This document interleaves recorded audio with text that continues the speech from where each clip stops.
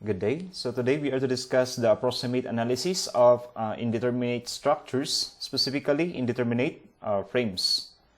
So we have the first method, Cantilever Method. We have two assumptions in the analysis of frames subject to lateral loads using Cantilever Method.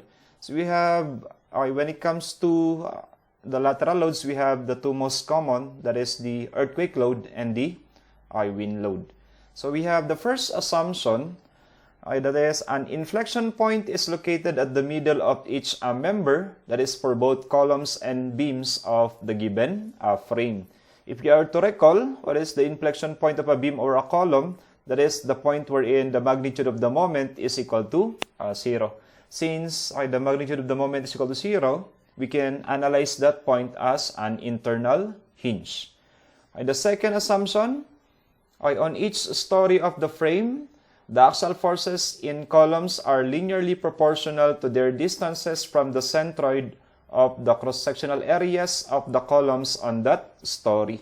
So we need to locate the centroid of the cross-sectional areas of all columns on a given story.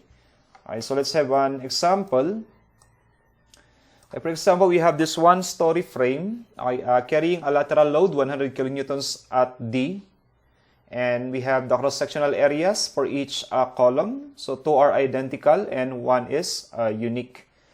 Okay, so based on the first assumption, we are to assume that each middle of the members of the given frame will be an inflection point, or wherein the moment or the magnitude of the moment is equal to 0. So we name these points as A, B, C, D, and E. So at these points, the magnitude of the moment will be equal to 0. Then next is, based on the second assumption, we need to locate the centroid of all columns. So we may use Barignons, and we are using the leftmost column. So let's say this will be our reference line. That is column AD. That will be our reference line. So by using Barignons, that is the area total multiplied by bar x, equal to, let's say, area 1, x sub 1, plus, we have area 2, x sub 2, plus, this is area 3, x sub 3. So what is the total area of all columns? Okay, we have that as 0.25.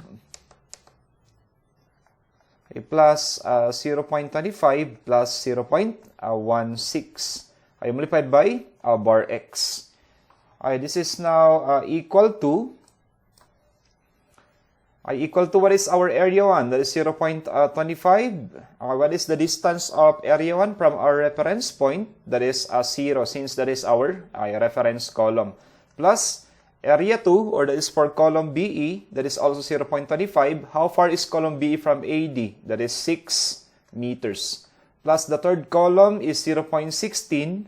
How far is column CF from AD? That is, we have 6 plus 5. That is the same as 11. Okay, computing for the value of bar x, that is the same as, we have, that is 0.25 multiplied by 0. Or we can neglect that term, plus 25 multiplied by 6, the second column, plus 0.16, this is multiplied by 11. This is divided by the total area, 0.25 plus 0.25, plus 0.16. So we have that as 4.939. This is 4.939 meters.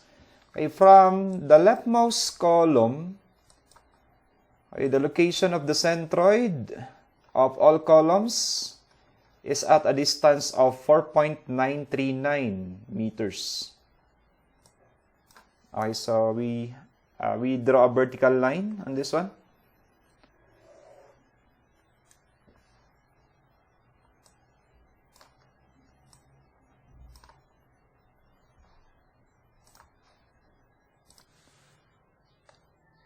So based on our computation, the location of the centroid of all columns will be at a distance bar x is equal to 4.939 meters from the leftmost column. Now we are to establish the distances of each column from this point, or that is from the center of gravity or the centroid of all columns. Then take note that we are also to consider the stresses experienced by each column with respect to this center of gravity. What will be the direction of the stresses or the direction of the axial forces for each column? We may use this as our reference point. So since our lateral load is to the right, it is right to conclude that the axial force for column AD will be downward.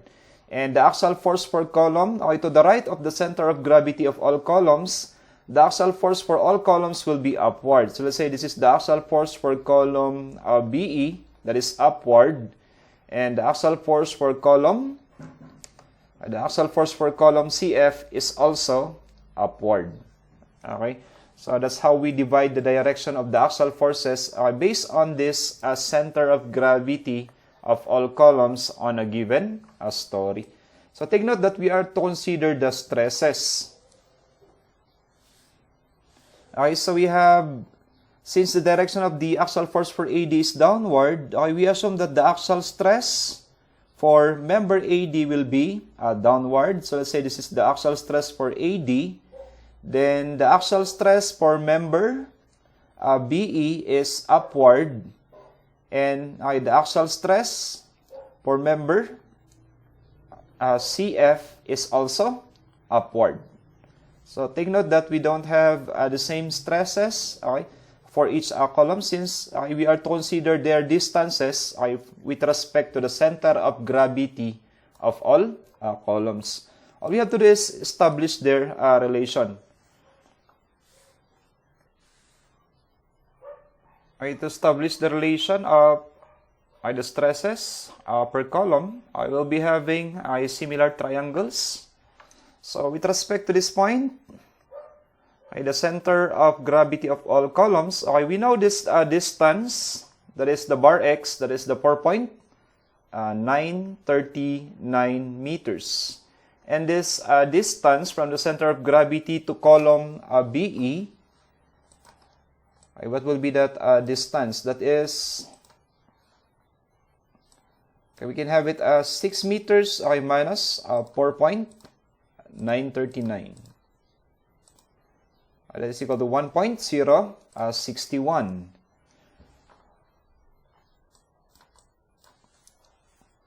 So this is 1.061 meters. And with respect to the center of gravity of all columns, towards column CF, so basically this is 5 meters. 5 meters plus 1.061, that is a distance of 6.061 meters. So we can have the relation of the stresses using similar triangles. That is, the stress for member AD or column AD is to 4.939 is equal to the stress for member BE or column BE is 1.061 is equal to the stress for column CF is 2. The distance, its distance from the center of gravity is 6.061 meters. So this idea or this concept is basically based on our second assumption, assumption number 2. Okay, so we may use any of the two or any two of these stresses. For example, I'll be using these two for column BE and column CF. What will be the equivalent of column BE in terms of column CF? The stresses. That is, the stress for member BE is equal to 1.061. This is divided by 6.061 of the axial stress for member CF. But you may also use the other relation, any two from these three columns, using the relationship of their stresses with respect to their distance from the center of gravity of all columns. Now, considering the first assumption, again, so an inflection point is located at the middle of each member for both columns and beams. Okay, we may separate the upper half, okay, the upper half of the column, since we have these points, the points A, C, and E are. We may assume them. We may assume these points are as. We may assume these points as internal hinges. So we have this figure. We are separating the upper half of the frame. Since the height of the frame is 3 meters, the half will be. The half is equal to half of 3 meters. This is already 1.5. So we have the beam DE. This is 6 meters.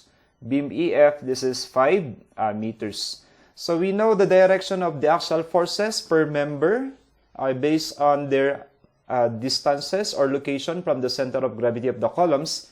AD is downward, BE and CF are upwards. So how do we compute for these forces?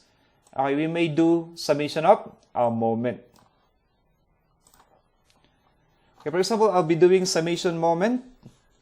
This is the summation moment at A. This is the hinge or the internal hinge for column AD is equal to 0, assuming clockwise moments to be positive. That is the same as 100 multiplied by half of the height of the frame, that is 1.5, minus the axial force for member BE at a distance of 6 meters minus the axial force for member CF at a distance of 11 meters is equal to 0.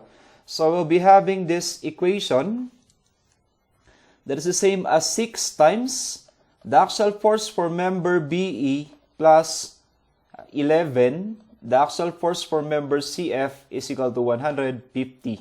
This is 150 kilonewton meter.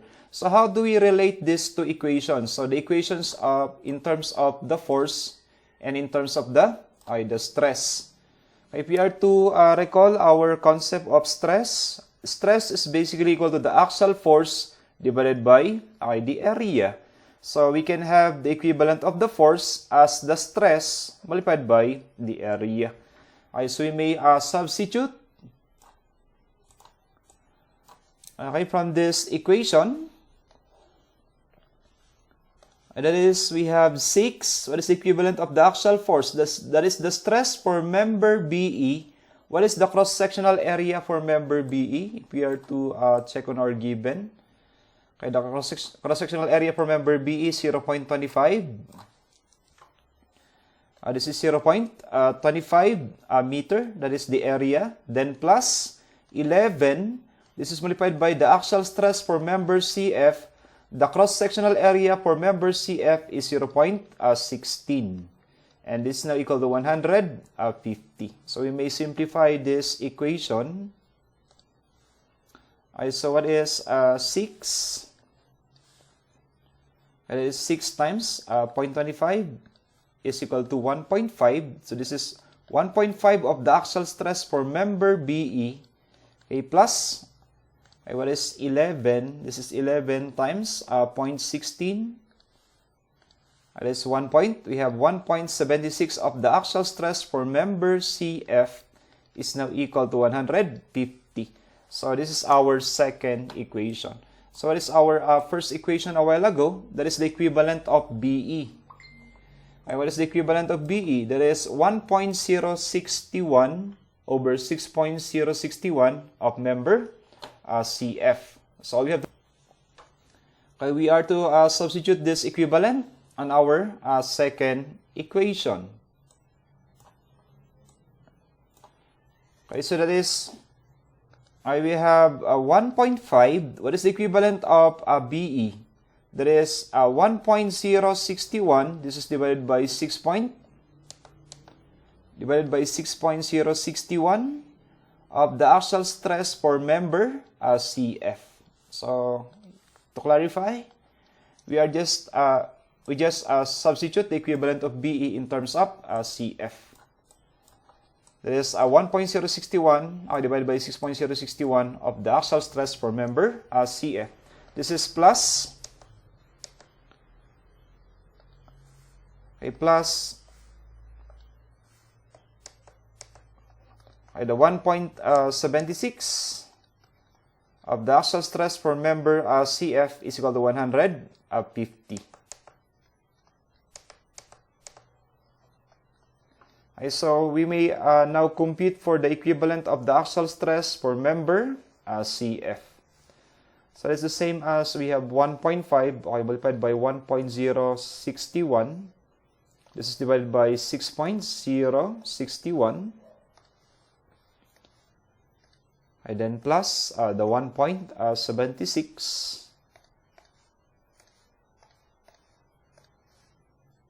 Okay, then 150 kilonewton meter. This is divided by this value. So we have that as 74.163. 74.163. Take note that we are using square meter and kilonewtons. So this stress is the same as the kilonewtons per square meter, or the kilo Pascal. So this will be the stress for member CF. Okay, we are now to compute for the stresses, all stresses for all columns.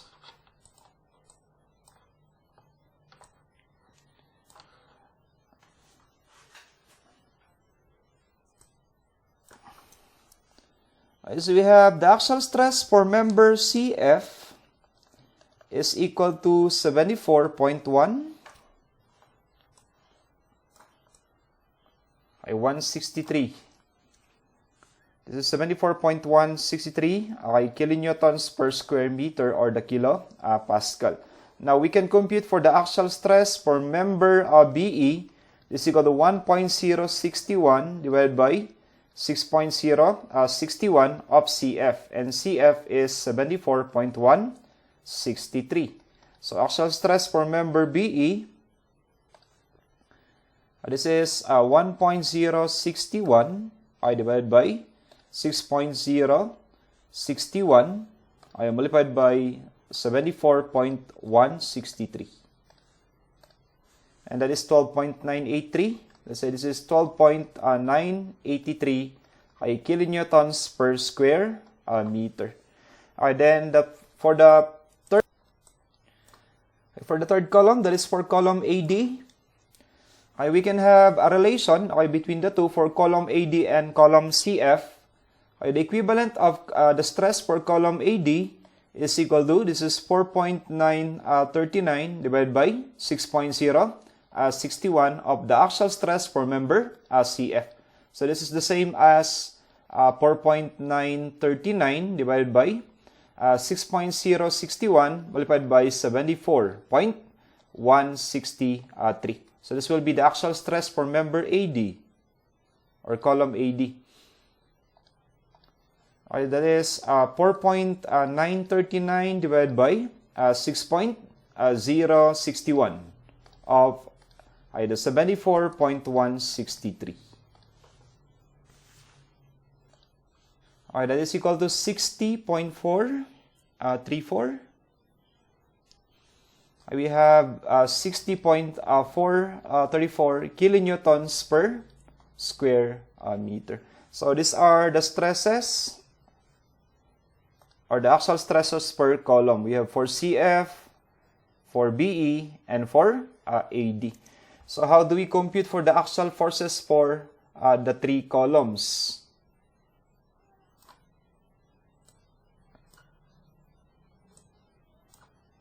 Okay, so if you are to recall the concept of stress or axial stress,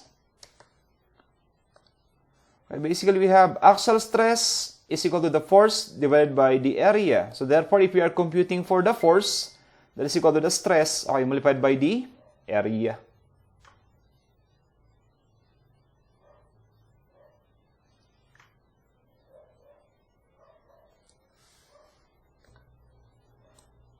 So computing for the axial forces. Let's say this is the axial force for member AD, or we are computing for axial force. The axial force for member AD is the stress for AD, that is equal to 60.434. The cross-sectional area for member AD is 0.25, and this is now equal to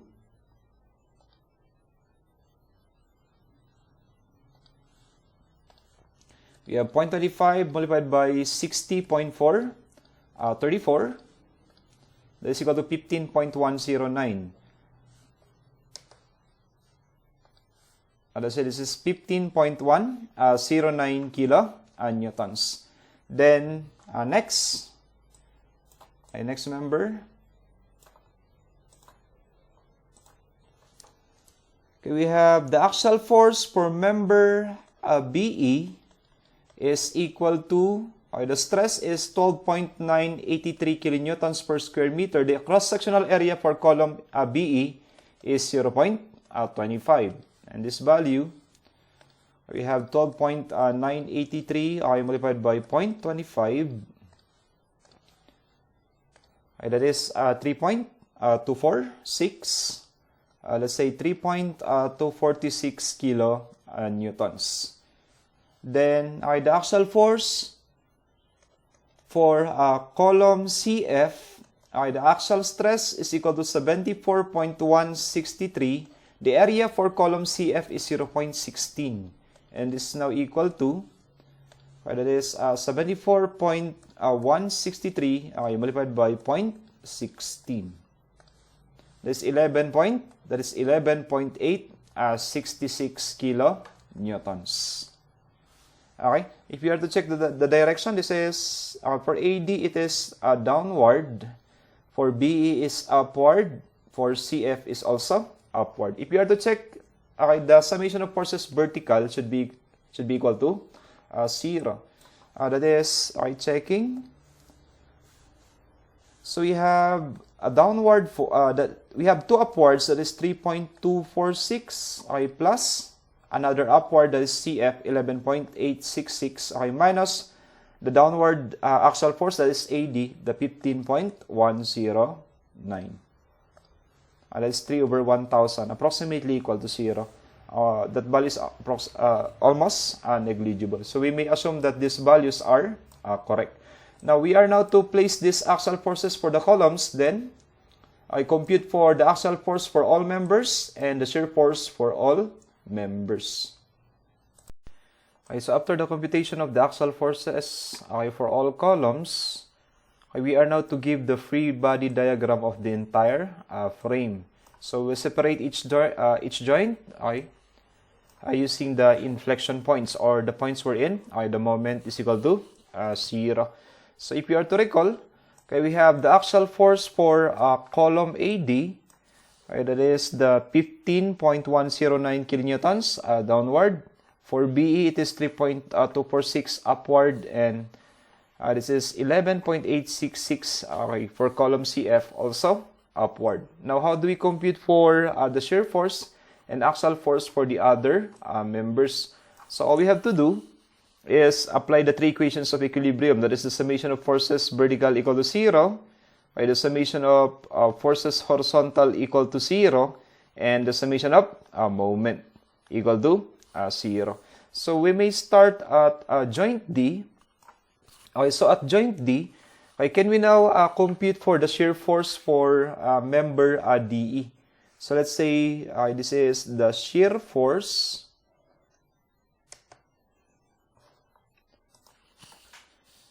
Okay, so let's say the shear force. If we say shear force, that is a force perpendicular to the member. Let's say this is the shear for member DE. How do we compute for that value? Okay, so basically, applying the equations of equilibrium, we may do, that is the summation of forces vertical equal to 0, assuming upward forces to be positive. Basically, the equivalent of the shear for member, or this is for beam DE, is simply equal to the only downward force at joint D, that is the 15.109 kilonewtons. So therefore, the axial force for member DE is 15.109 kilonewtons. Okay, what about the shear force? Let's say this is the shear force for member, or for column AD. What is the value of the shear force for column AD? This is at joint D. So all we have to do is, we may do Okay, we may do summation. Okay, the summation of moment. Okay, we may do summation moment at the internal or the point of inflection, B equal to 0, assuming clockwise moments to be positive.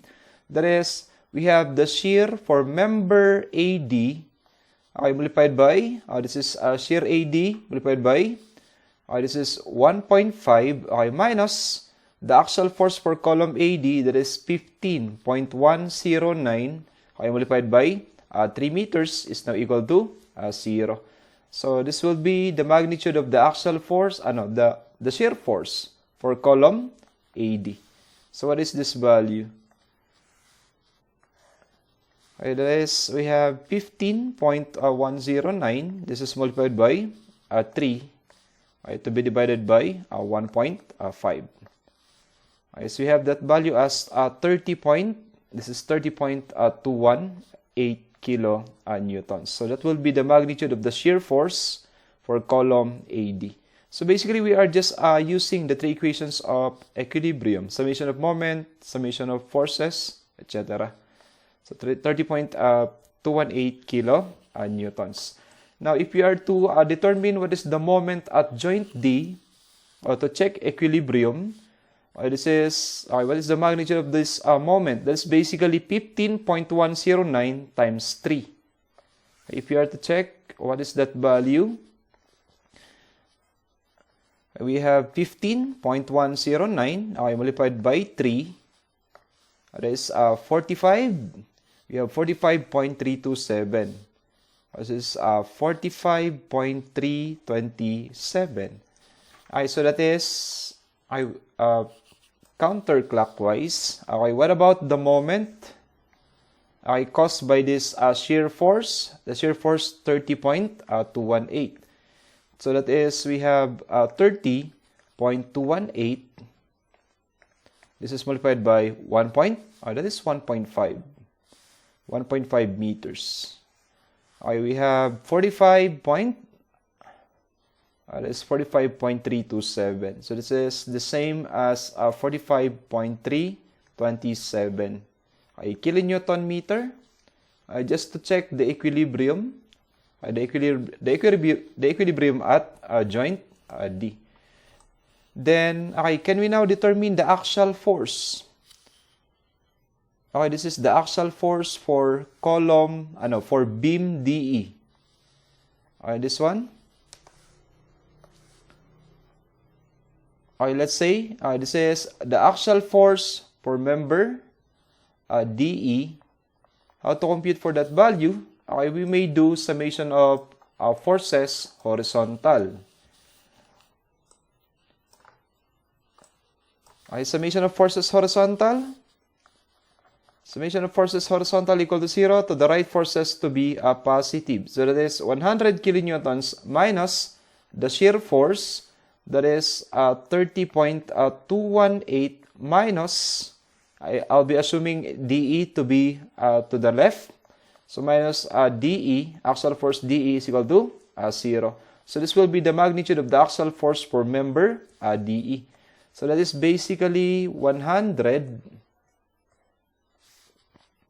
This 100 minus 30.18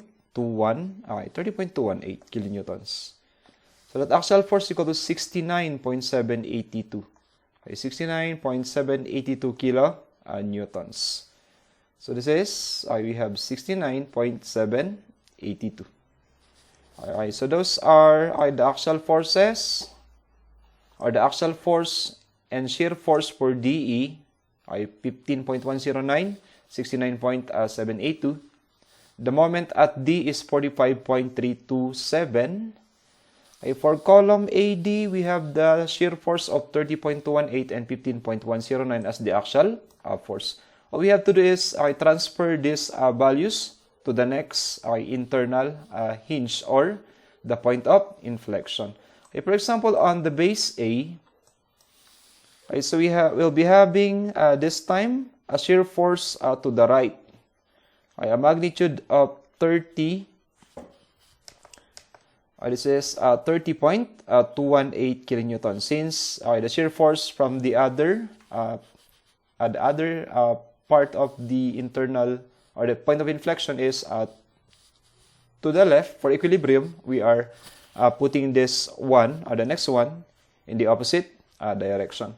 Okay, then we have the axial force is equal to 15.109 kilonewtons. So this time, upward. Okay, on the base, we'll be having a shear on the base that is to the left, a magnitude of 30.218. Then, okay,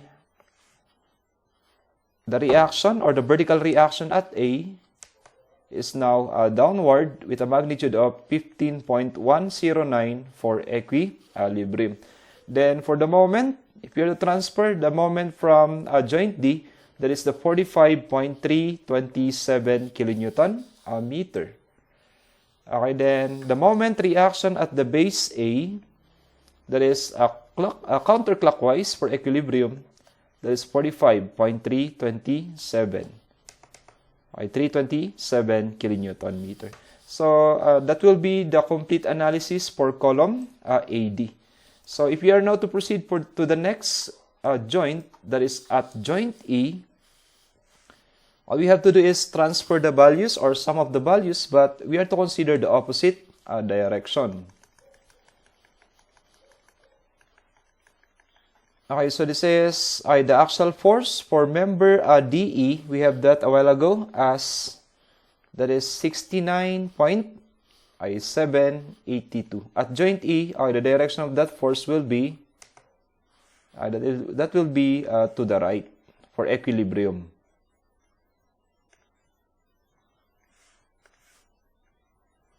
Okay, we have that as 69.782.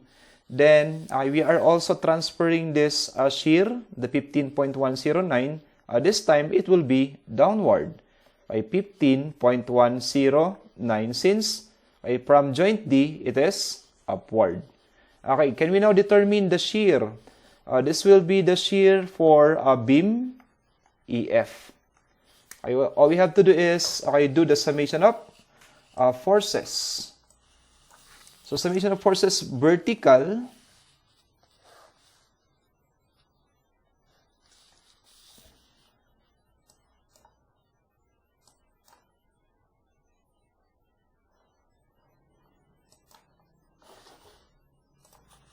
so summation of forces vertical, that is we have 15. That is 15 point, or we have that as 3.246 minus the 15.109. So that is 11.863. So this is equal to 11.863. That is the shear for member EF for equilibrium. Now, how do we compute for the shear for column BE? So let's say this is the shear for column BE. We may do summation of moment at D. That is the point of inflection D. So I'll be doing the summation of moment at the point of inflection D equal to 0, assuming clockwise moments to be positive. So that is the shear BE multiplied by 1.5 meters plus 3.246. This is multiplied by 2.5 meters. Then minus, the only counterclockwise is this one, the 15.109. So this minus the 15.109 multiplied by, how far is it from the point of inflection D? That is the 2.5 meters, the half of beam EF plus the half of beam DE, that is 3 meters equal to 0.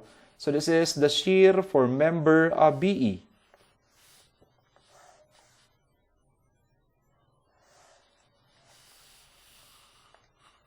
So we have this as 3.246. This is multiplied by 2.5 meters minus the 15.109. This is multiplied by 2.5 plus 3 meters. Then we transpose this value then to be divided by 1.5. That will be equal to 49.9896, or we may say that is the same as 49.99 kilonewtons.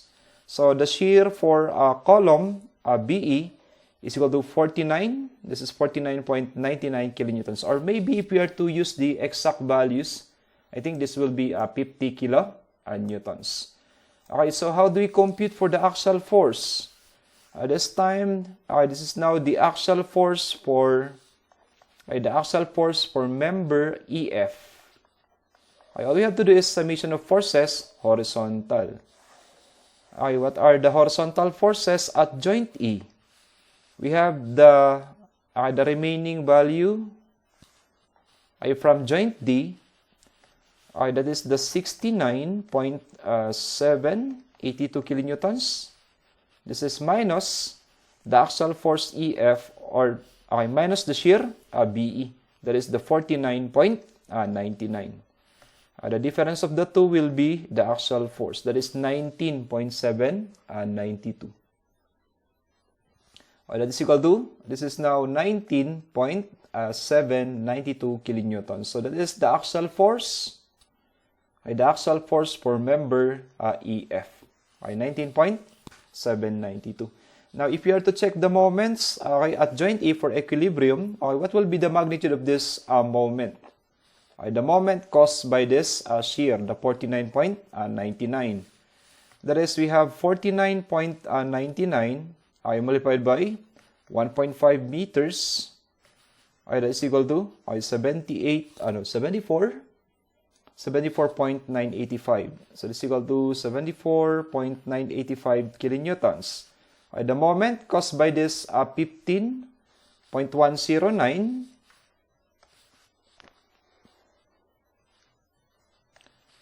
That is the moment from joint D.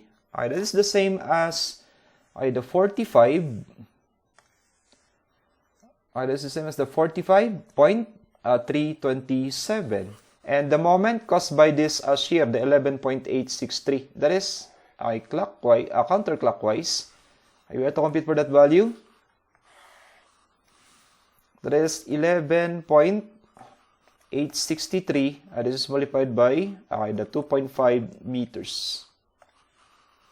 So we have that as 29.658. 29.658. The summation of moments at joint D should be equal to 0 for equilibrium. If we are to check that, we have a clockwise moment, that is the 74.985 less the two counterclockwise moments, that is the 45.327 minus the 29.658. That is equal to 0. So that is in equilibrium. But the actual magnitude of the moment at E is equal to 74.985. So we are now to transfer these values on base B. So we have the shear. The shear is equal to 49.99. The base shear at B, that is equal to 49.99 to the left. Then we have the axial force. We assume this to be downward since from the previous point it is upward. This is 3.246. Then the main reaction at the base will be upward. That is 3.246 kilonewtons. Then for the moment, we have this moment equal to 74.985. Then the moment reaction at the base is a counterclockwise moment with a magnitude of 74.985 kilonewton meter. So that will be the complete analysis for joint E up to joint B, or this is for column BE. Then for the last joint and column, so we have two joints F and E, F and C. So what will be the shear? The shear for column CF.